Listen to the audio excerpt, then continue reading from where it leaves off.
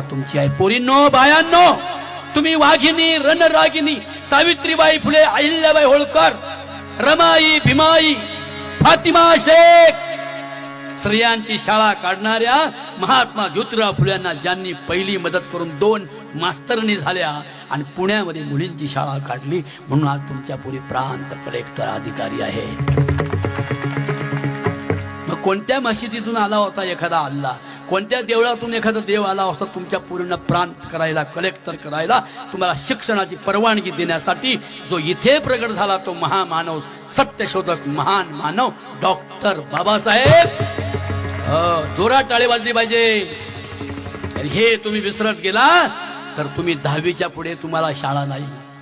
ऐकलं असेल तुम्ही, 10वी पर्यंत आमची पोरं फुकट.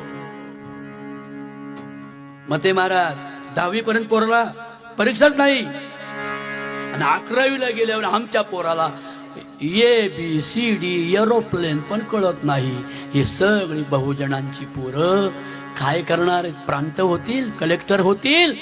ही शिक्षणाची गंगा. तरुणांनो, धार्मिक सणाचे पैसे वाचवा आणि जिल्हा परिषदेची शाळा डिजिटल करा, तर आमचा समाज खऱ्या अर्थानं पुढे उच्च मार्गाला जाणार आहे.